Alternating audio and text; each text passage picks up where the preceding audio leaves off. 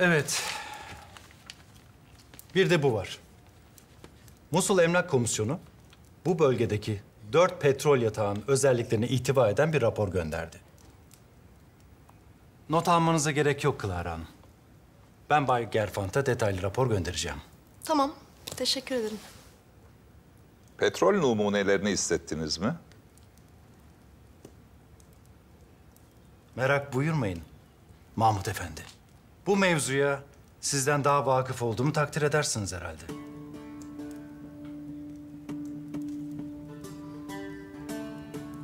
İlk çıkacak kervanla Halep yolundan İstanbul'a gönderecekler. Bu mevzuya benden daha vakıf olduğunuz malumumuzdur. Lakin had bilmek hususunda kusurlarınız var. Bu raporu siz incelemeden önce şehzademizin incelemesi icap eder.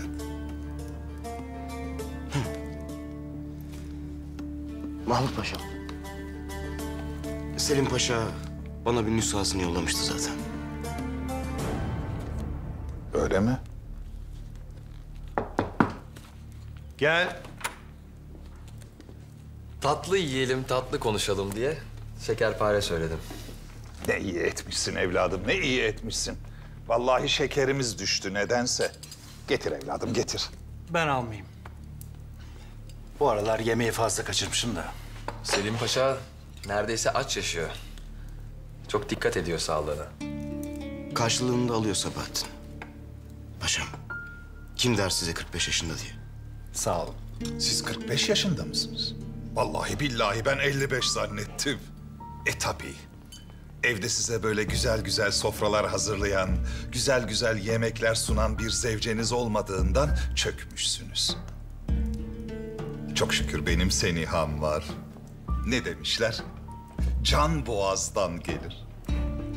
Bu türlü türlü güzel güzel yiyecekler, bu türlü türlü güzel güzel sofralar ne için sunulmuş? Ziyan olsun diye değil herhalde. Önce şükredip daha sonra afiyetle yemek için. Hadi afiyet olsun. Çok yemek gafleti doğurur. Azgın bir atı zapt etmek zor olduğu gibi çok yedirmekle de nefsi zapt etmek zordur. Ne alakası var? Yani bu toplantı biraz daha uzun sürerse beni nasıl zapt edeceksin bilemiyorum Sebahattin. Adam tam bir Nemrut. Ama yani... Vallahi iştahım kaçtı. Gel.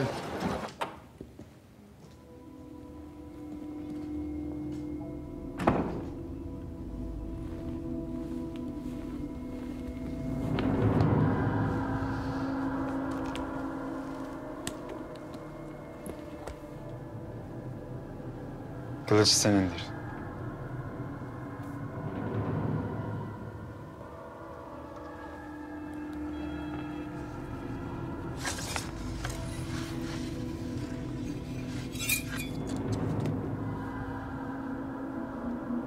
Abdülhamit, kılıç elinde değil, bağrında olacak. Abdülhamit, kılıcı bulmak için şehri darmadağın edecektir. Ama kutsal yerlere dokunmaz Marco. Sembolik, mühim bir yere, patrikhaneye koyacağız bunu. Kılıç, Cuma selamlığında Abdülhamid'in elinde değil, Pazaray'ın de, Patriğin elinde olacak. Kılıca sahip olmayan aciz bir padişah. Herkes kılıcın patrikhanede olduğunu haykıracak. Abdülhamid ise herkese rezil olacak. Herzl bir bildiri yazsın. Ortodoksların olduğu yerde dağıtılsın. Onlara kim kapısını açtıracak bu kılıç? Onları en güvendikleri yerde kendi kılıçlarıyla vuracağız.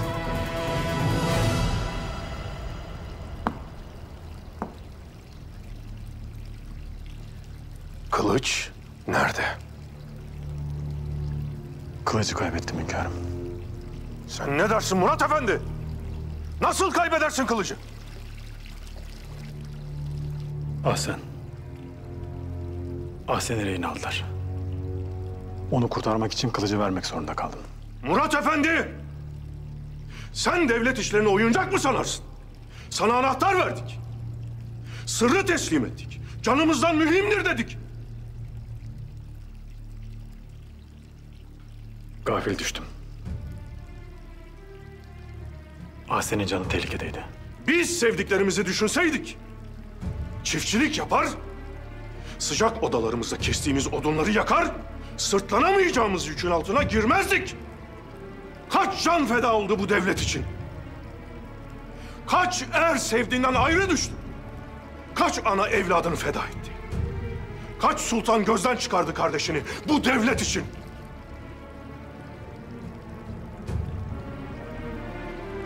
Hünkârım. Ahsen'in ölmesine göz mü yumsaydım? Sen anlamaz mısın Murat Efendi? Bizim dediğimizi anlamaz mısın? Ahsen'in ne işi var orada? Sen zaafını yanında götürmüşsün. Zaafa düşünce de bahane ararsın. Bahanesi olanın istikbali olmaz Murat Efendi.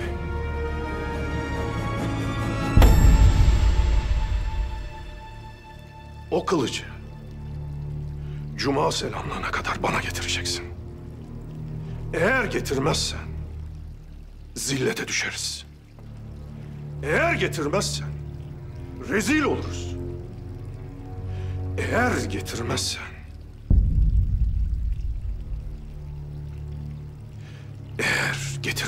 Murat Efendi,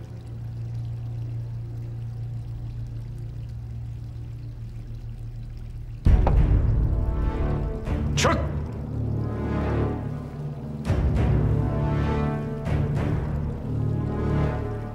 Hünkârım, kılıç gelmezse ne yaparız? Cuma selamlığına kılıçla çıkacağımızı da duyurduk. Basiret nerede paşa? Gayret nerede? Himmet nerede? Hünkârım, bilirim üzgünsünüz. Lakin kılıç gelmezse felaket olur. Bir dervişten bir söz duymuştum. Gelirsen demezler, gelme dön geri. Kapıdan savmazlar, alırlar seni. Yolda bırakmazlar, alırlar seni. Yolda.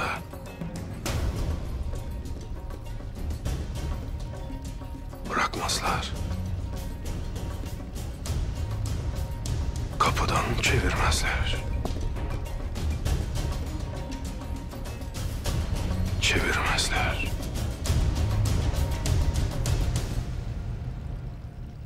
Paşa. Atımı hazırlayın.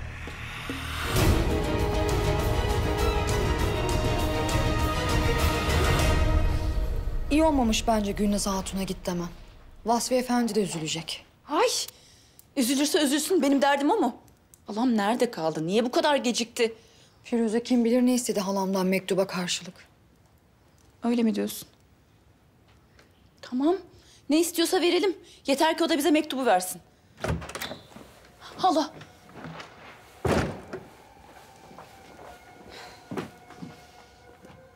Alabildin mi mektubu? Maalesef vermiyor kızım. Neden? Ne yapacakmış ki? Başı sıkıştığında kullanmak için saklayacakmış. Bitti. Bitti, her şey bitti. Merak etme. Eğer öyle bir şey yapmaya kalkarsa ben de onun hakkında bildiğim her şeyi anlatacağımı söyledim. Kolay kolay cesaret edemez. Kim bu kız? Ne biliyorsun hakkında? Yıllar evvel yüreğine nefret tohumu ekilmiş bir çocuk sadece. İdamını bekleyen bir ölüm mahkumuyum ben.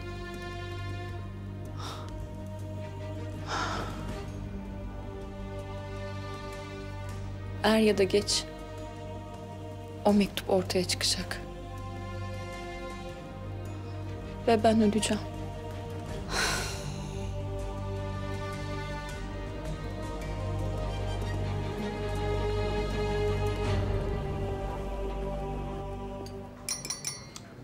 Makalen muazzamdı. Erzım, üniversiteden beri epey ilerletmişsin bu yazı işini. Ben üniversitedeyken de iyiydim Karaso. Beyler, lütfen asıl meselemize dönelim. Mesele çok basit Sabahattin. Malum bu talebelerin sana bir teveccühü var. Sadece teveccühleri olması yetmiyor Bay Karaso. Yerimizde sayıyoruz. Bir cemiyet kurmamız lazım. Evet, Karaso haklı. Talebelerle okul dışında da birlikte olmalısınız. Ve sen Sabahattin bu hürriyetçi talebeleri bu cemiyete toplayacaksın. Peki ne yapacağız bu cemiyette? İstibdatçı hocaların zehirledikleri talebelerin zehirlerini işte bu cemiyette akıtacağız. Cemiyete bir isim bulun. Nereye?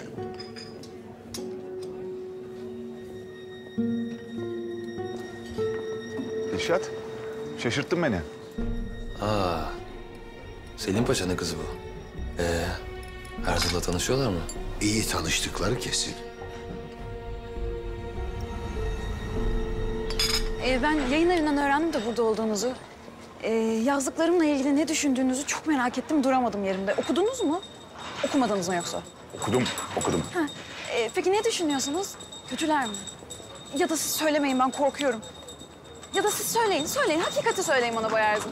İyi mi kötü mü? Ben üzülmeyeceğim. Yani üzüleceğim tabii ama çok üzülmeyeceğim.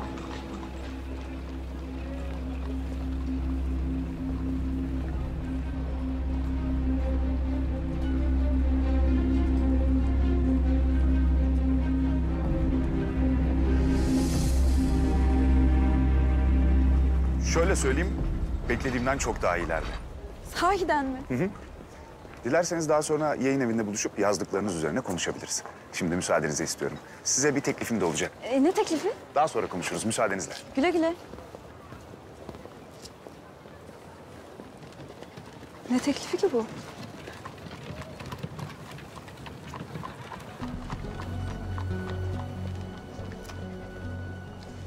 Erzil, Parvız bu kızla ilgilenmeni söyledi ama kendini fazla kaptırma derim ben. Kadınlar tehlikelidir. Bir devlet kuracağım derken kendini mobilyaların rengini tartışırken bulabilirsin. Dikkat et. Bu uyarını dikkate alacağım. Makale işe yaradı. Evet, bir makale daha yazacaksın. Kılıcın Abdülhamit'te olmadığına dair. Halife Osman'ın kılıcı yıllardır hasretini çektiğiniz kininizin kapısını açacak. Kılıç sende mi? Evet.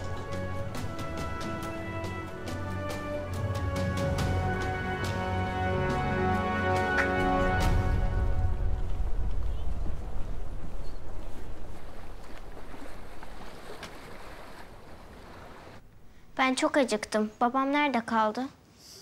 Biraz daha sabret Şadiyeciğim. Şimdi sorup haber verecekler bize.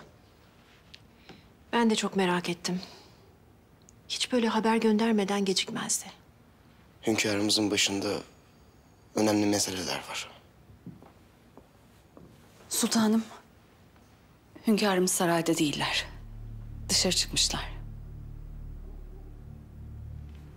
Öyle mi? O zaman biz oturalım. Hadi buyurun. Biz fotoğraf yapmıştık hünkâr babama. Biz yeriz sultanım. Hünkârımıza da saklarız. Gelince o da yer. Olmaz mı? Olur. Elbette ki.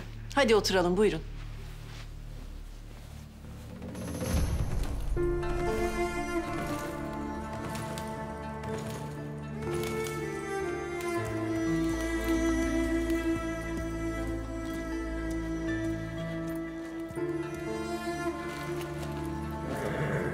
Kulübe? Allah'ım her şey bir rüya mıydı? Kulübe nerede?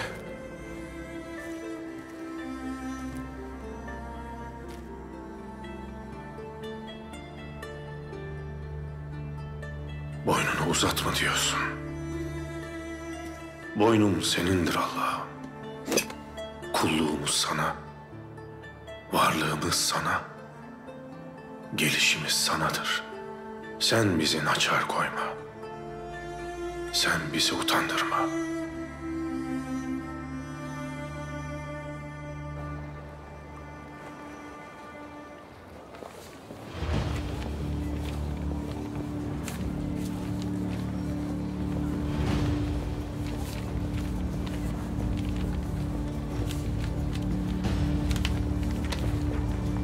Padişah, halife emanetine sahip çıkmakta aciz kaldı. Halife Osman'ın kılıcı, yıllardır hasretini çektiğiniz kininizin kapısını açacak. Eğer doğruysa bunun hesabı sorulur. Ya cuma selamlığında kılıcı çeker ya da bu minberden iner. Marco, ektiğimiz nifak ne çabuk filiz verdi. Yağmur kuvvetli.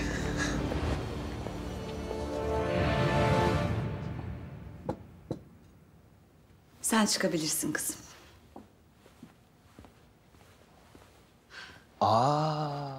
Validem. Mükellef sofralar hazırlamışsın yine.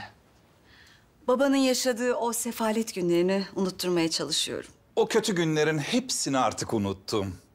Lakin artık böyle güzel güzel sofralar hazırlamasan mı diyorum. Mahmut? Pederim, bunları söyleyen sen misin? Yahu yemek yemek için yaşayan adamsın sen. Bundan sonra yediğime, içtiğime ihtimam göstermek niyetindeyim. Hayırdır Mahmut, ne oldu sana? Hasta falan mısın yoksa?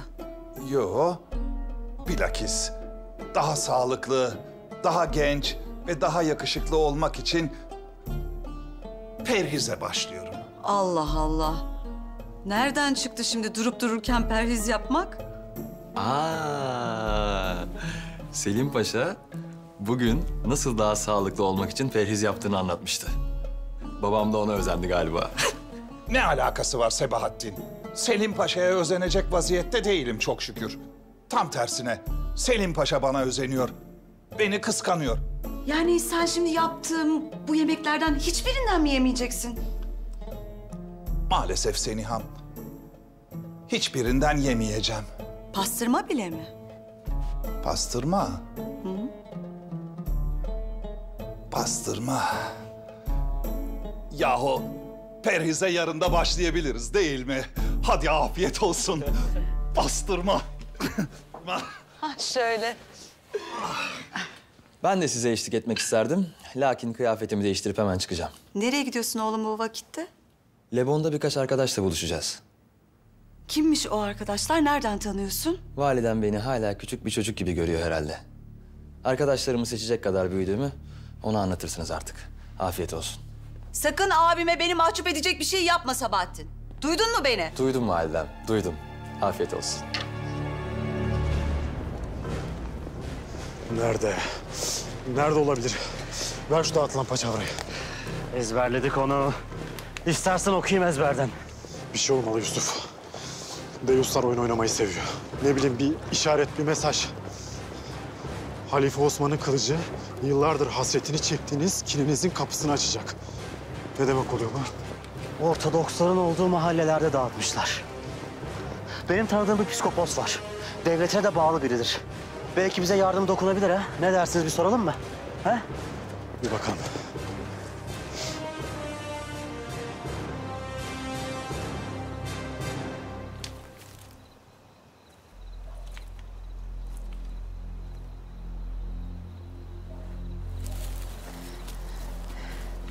Kemalettin Paşa ile beni oyuna getirdiniz. Her şeyi anlattın ona değil mi?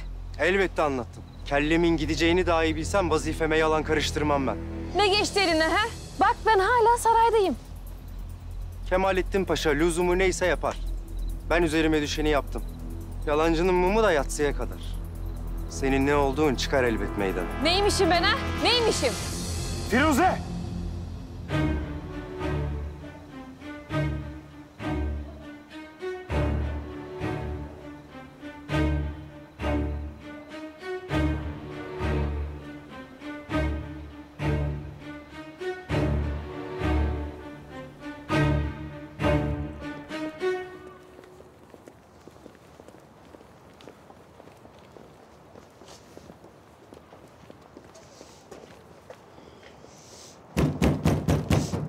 Bu vakitte burada olur mu? O hep kilisededir. Gece de burada kalır.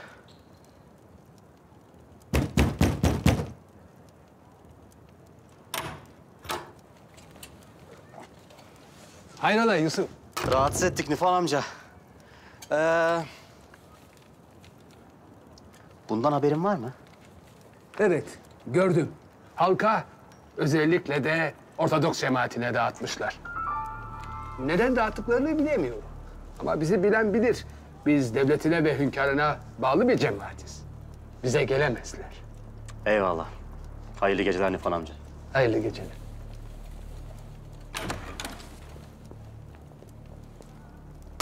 Payitahtta kaç tane cemaat ve kilise var? Çok var, çok.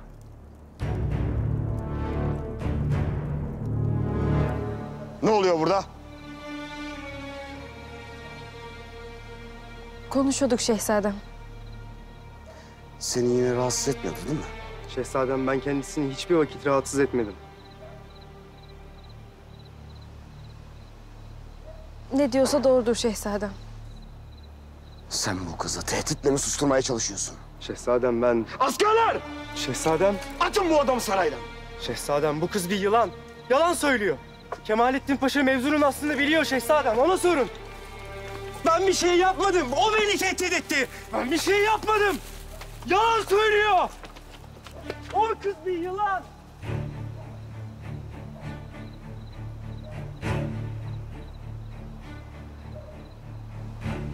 Artık seni rahatsız edemez.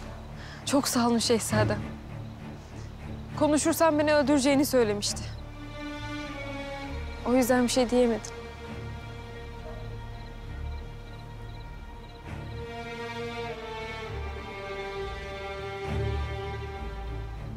Yeter ki biz birbirimize inanalım.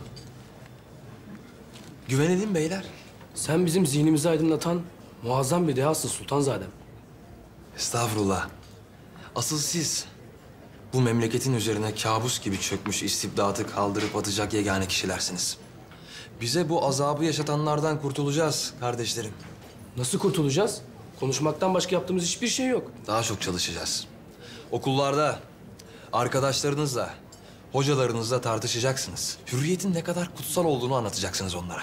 Harekete geçmemiz lazım. Geçeceğiz elbet. Geçeceğiz. Önce cemiyeti kuracağız. Daha çok beraber olacağız. Terakki edeceğiz. Ve o istibdatı yıkacağız.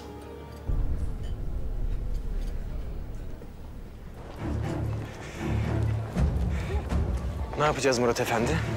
Bilmiyorum Söğütlü, bilmiyorum. Ya ben bir faydası olur diye getirdim sizi ama ya boşa vakit harcadık. Mühim değil Yusuf, arıyoruz işte.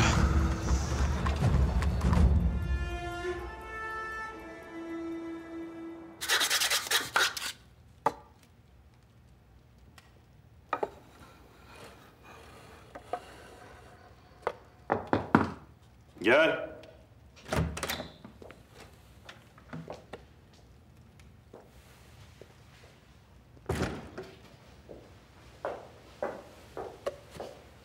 Uyumadınız mı sultanım? Uyku tutmadı. Sizi çok merak ettim.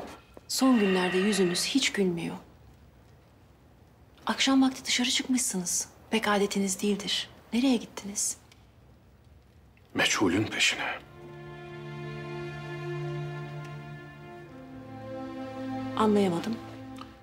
Benim için zor bir gece bu sultanım. Zor bir imtihanın içinden geçmekteyim.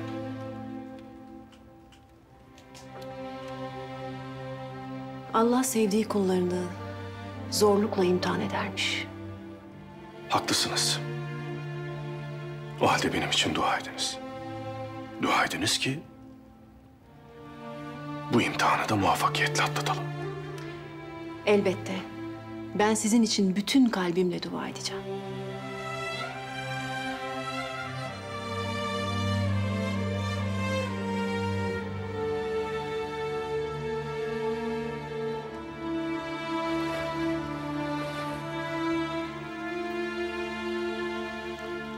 Vaziyet nedir paşa? Murat Efendi'den henüz haber yok hünkâr. Cuma selamlığına kimler gelecek? Hünkârım, sefirler, alimler, kılıç meselesi duyulduğu için muharzirler, gazeteciler, yerli yabancı herkes. Devletimizin itibarı söz konusu. Ne yapmayı düşünüyorsunuz hünkârım?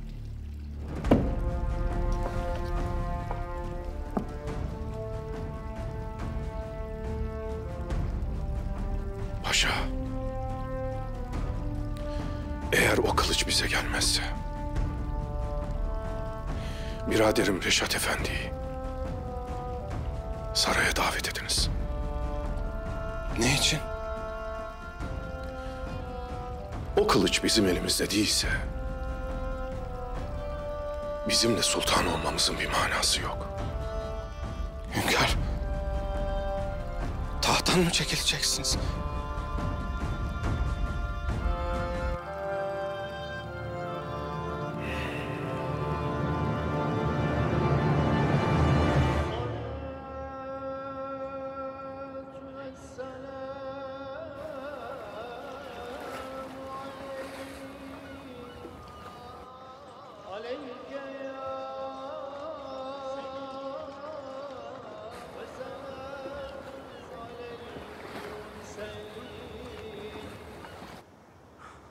Vallahi ayaklarıma kara sular indi ha. Nereye gizlediler bu kılıcı ya? Nereye? Hadi siz gidin. Sen gelmiyor musun? Hünkârımızın karşısına çıkmaya yüzüm yok. Hadi gidin, geç kalmayın.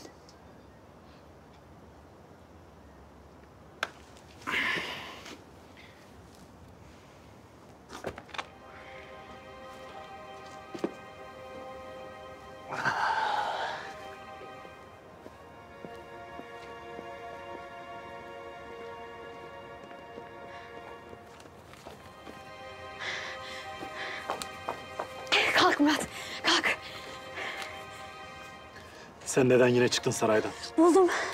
Kılıcın nerede olduğunu buldum. Nasıl? Nerede? Söylesene Hasan. Başarvaları Ortodok Mahallesi'ne dağıtmışlar.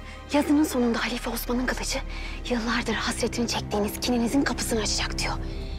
Açılacak olan kapı kin kapısı Murat. Kin kapısı ne Hasan? Anlamıyorum bir şey. Mora isyanını tertip eden Patrik Gregorius. Rus çarına gönderdiği ihanet mektubu ortaya çıkınca Fener Patrikhanesi'nin kapısında idam ediliyor. O günden sonra oraya kin kapısı deniyor. Ve bir daha açılmıyor. Ta ki intikam günü gelene kadar. Kılıcı kapıda teşhir edecekler. Patrik kılıçla beraber zafer nidalarıyla kin kapısını açıp ayin yapacak. Hilafet makamını aşağılayacaklar. Hain Patriklerinin intikamını alacaklar. Ben buna müsaade etmeyeceğim. Dur, ben de geliyorum. Hayır Hasan, bu sefer olmaz. Tek başımayım. Seni korumak için zaafa düşmek istemiyorum. Saraya dön.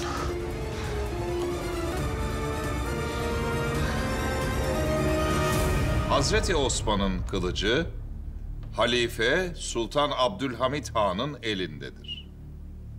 Cuma selamlığından sonra Sultan Abdülhamit Han bu hususta yanlışa düşenlere kılıcı ile cevap verecektir. Bay Herzl, sizi böyle gülümseten de nedir? Yazı Mahmut Paşa. Yazı oldukça iddialı bitiyor. Cuma selamlığına kılıçla çıkmanın neresi iddialı? Kılıç Abdülhamit'te değil, Fener Patrikhanesi'nde. Avrupa teknik olarak ilerlemiş olabilir. Bizim azmimizle, sizin gayretinizle, Allah'ın inayetiyle Avrupa'yı teknik kabiliyette yakalayacağız. Bu istibdatla bir adım bile ilerleyemeyiz. Hürriyetin olmadığı bir memlekette teknik kabiliyetin ne önemi var ki? Bize lazım olan evvela hürriyettir. Fikrini söyledin. Etrafta ağzını kapatan birini de görmedim. Hürriyet nedir sizce? Siz söyleyin. Hiçbirimiz memlekette hürriyeti görmedik. Siz Avrupa'da hürriyetin içinde tahsil gördünüz. Avrupa'da bu konuşmayı yapsaydın, hocanın ders anlatma hürriyetini engellediğin için dersten çıkarılırdın. İşte size bir misal.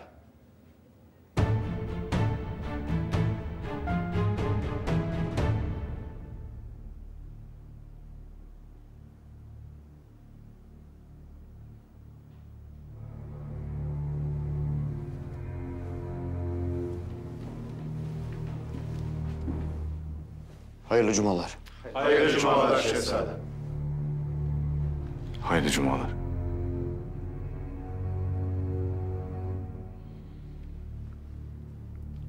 Kemalettin Paşa. Şehzadem. Belki haberdar günahkar olmamışsınızdır. Serbest bıraktığınız askeri dün gece saraydan kovdum. Bir kusurum oldu. Askeriniz Firuze'yi rahatsız etmeye devam ediyormuş. Şehzadem, meselenin aslı öyle değilmiş. Tetkik ettirdim. Hatta kız da kendisini rahatsız eden askerin benim askerim Lütfü olmadığını kabul etti. Meseleyi yeterince tetkik ettirmiş olsaydınız, askerinizin kızı tehdit ettiğini anlamış olurdunuz. Askeriniz kızı tehdit ettiği için ifadesini değiştirmiş.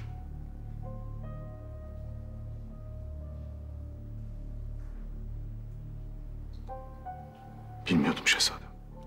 Meseleye daha fazla özen göstermenizi beklerdim.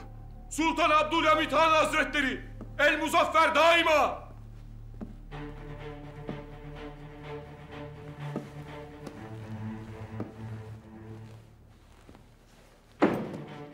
Hayırlı cumalar. Hayırlı cumalar. Hünkârım, size verdiğimiz vakit dolmak üzere. Bürokratlarımız hazır vaziyette, gümrüğü almayı bekliyorlar.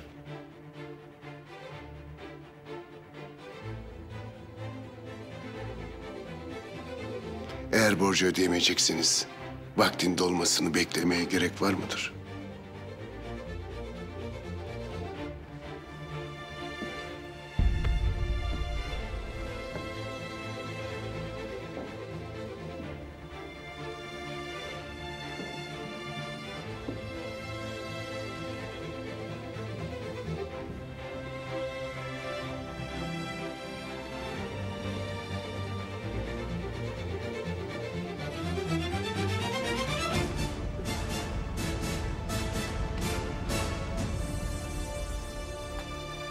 Abla ne olur otur biraz, sakin ol.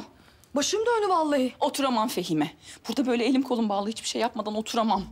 Benim muhakkak Firuze ile konuşmam lazım. Bu hususta o kıza yüz göz olman hiç münasip değil. Ne yapayım peki? O hizmetçi parçası bana manidar bakışlar atarken o cüretini sineye çekip sessiz mi kalacağım? Ona bağırıp çağırman, mektubu vermeye zorlaman her şeyi çözecek mi sanıyorsun? Baksana halama bile vermemiş mektubu. Eğer onu kızdırırsan gidip her şeyi söyleyecek. Bir şeyler yapmam lazım. Onu muhakkak bana mektubu geri vermeye ikna etmem lazım.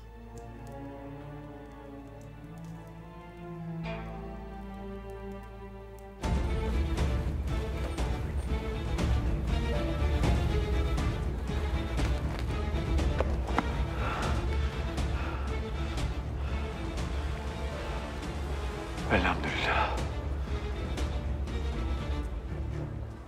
Elhamdülillah. Buldum.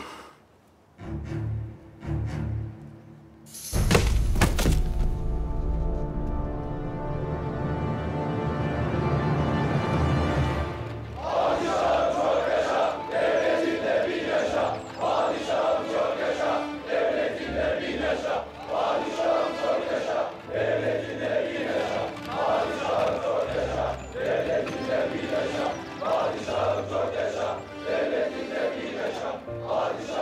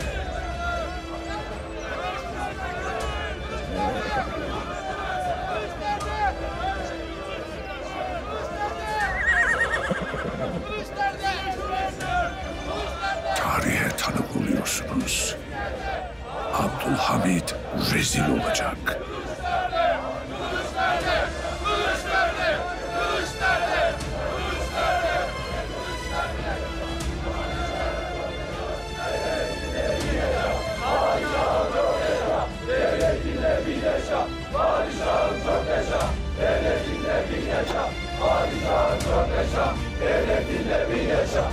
Padişahım çok yaşa, devletinle bin yaşa. Padişahım çok yaşa, devletinle bin yaşa. Padişahım çok yaşa, devletinle bin yaşa. Padişahım çok yaşa. Beni mahcup etme Allah'ım. Padişahım çok yaşa, devletinle bin yaşa. Padişahım çok yaşa, devletinle bin yaşa. Padişahım çok yaşa, devletinle bin yaşa. Murat Efendi. Gelmedi hünkâr.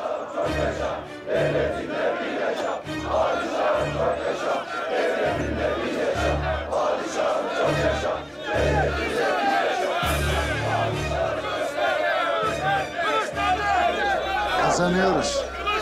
Halk, Abdülhamid'in elinde kılıcı göremeyince adamların bağıracak. Ayinde Patrik Efendi'nin elinde kılıcı gördüklerinde çıkacak şamatayı izle.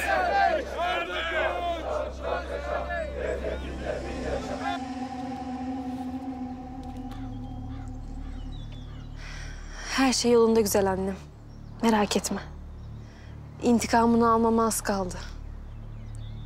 Bu saraya sultan olmama az kaldı.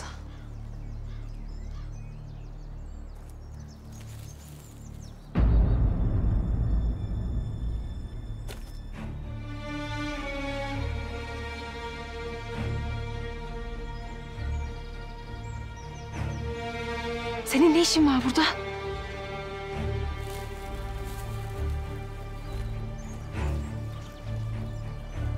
Senin yalanların yüzünden vazifemi, itibarımı, her şeyimi kaybettim.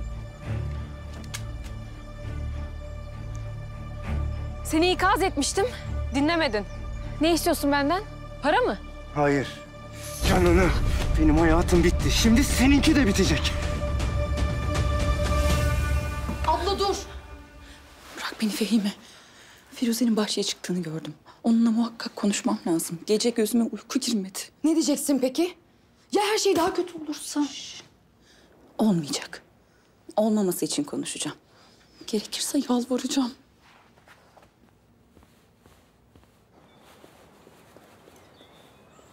İmdat!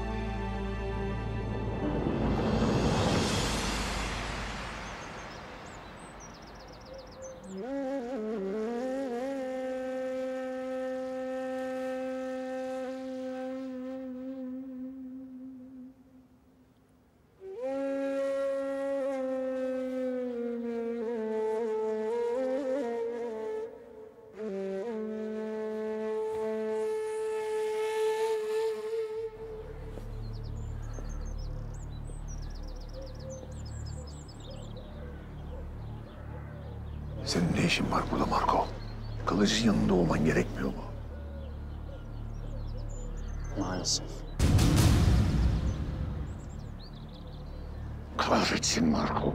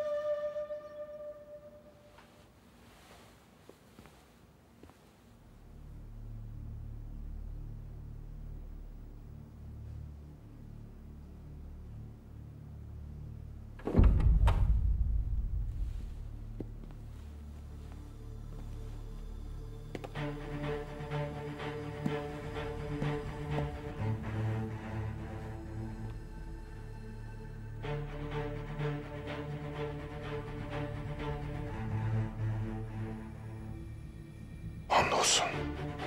Emanet yere düşmedi hünkârım.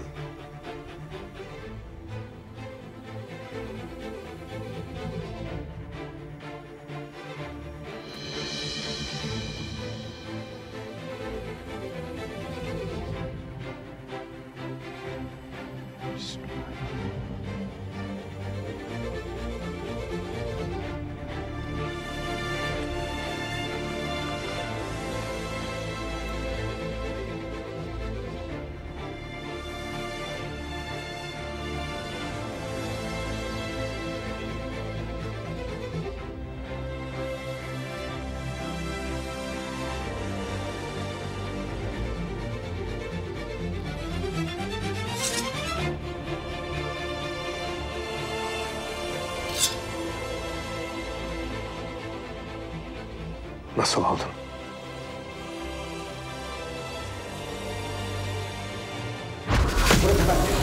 Murat Efendi iyi misin? Murat Efendi. İyi misin? İyiyim. İyiyim de siz nereden çıktınız? Ahsen haber verdi. Yusuf'u. Hadi kalk.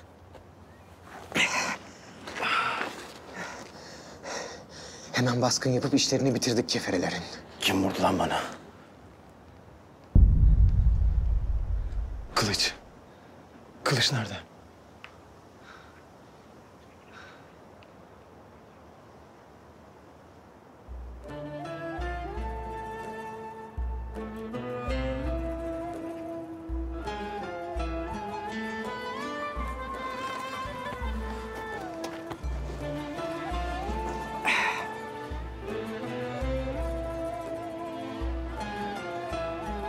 Çok şükür.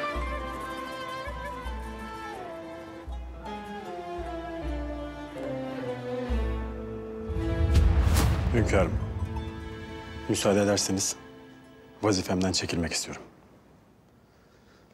Gafil düştüm. Sizi bir kez daha bu halde koymak istemem.